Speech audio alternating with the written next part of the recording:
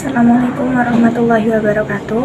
Perkenalkan, nama saya Umi Latifah dari Fakultas Agama Islam, Prodi Tarbiyah, NIM 315022000006. Di sini saya akan membacakan esai saya yang berjudul Memaknai Kitab Kuning Menggunakan Bahasa Indonesia.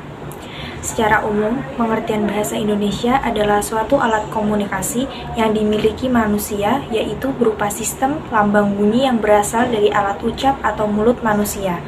Ada juga yang menjelaskan bahwa arti bahasa Indonesia adalah suatu kemampuan yang dimiliki manusia untuk berkomunikasi satu sama lain dengan memakai tanda atau simbol, misalnya kata-kata dan anggota tubuh atau gerakan tubuh.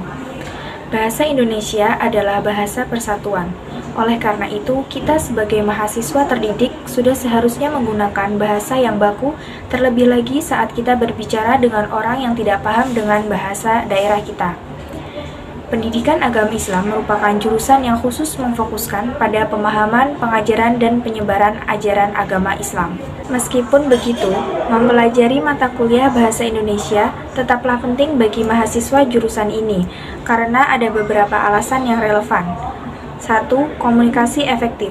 Bahasa Indonesia adalah bahasa resmi negara Indonesia dan merupakan bahasa utama untuk berkomunikasi di berbagai sektor kehidupan, termasuk mahasiswa jurusan pendidikan agama Islam. Kedua, penggunaan bahasa dalam pengajaran. Saat menjadi pendidik agama Islam, mahasiswa akan mengajar siswa yang menggunakan bahasa Indonesia sebagai bahasa sehari-hari. 3. Penggunaan sumber ajar dalam bahasa Indonesia.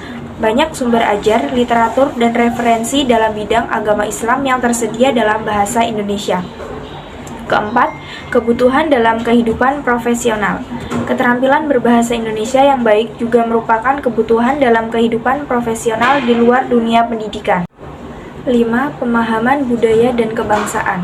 Bahasa Indonesia tidak hanya sebagai sarana komunikasi, tetapi juga mengandung pemahaman tentang budaya, kearifan lokal, dan identitas kebangsaan Indonesia.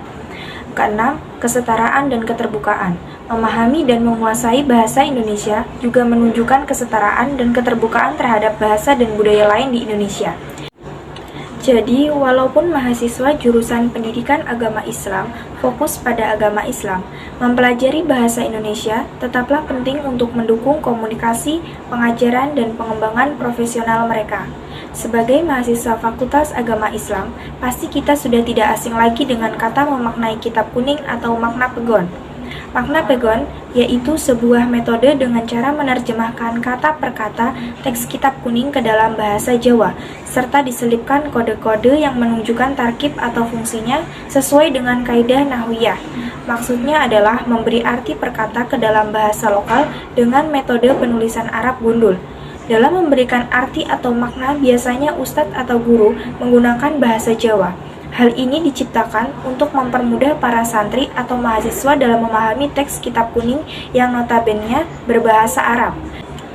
Namun, pada prakteknya, seringkali para santri atau mahasiswa justru tidak memahami makna bahasa Jawa tersebut.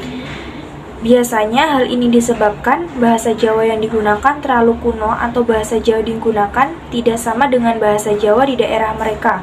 Terlebih lagi sekarang banyak mahasiswa maupun santri yang berasal dari luar Jawa.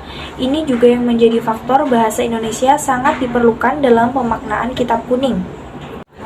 Bahasa Indonesia bisa diterapkan pada pemaknaan kitab kuning, misal pada penjelasannya, seperti memberi keterangan atau arti setelah dimaknai, karena pada dasarnya memaknai kitab kuning harus mengetahui maksud dari pesan yang disampaikan melalui kalimat tersebut. Kita di kalangan Fakultas Agama Islam juga hampir sama dengan adab seorang santri yang telah biasa menggunakan bahasa Jawa kromo atau Jawa halus saat berbicara dengan yang lebih tua, seperti guru atau dosen. Meski begitu, kita tetap harus mempelajari bahasa Indonesia sebagai bahasa resmi kita. Sekian dari saya, kurang lebihnya mohon maaf. Assalamualaikum warahmatullahi wabarakatuh.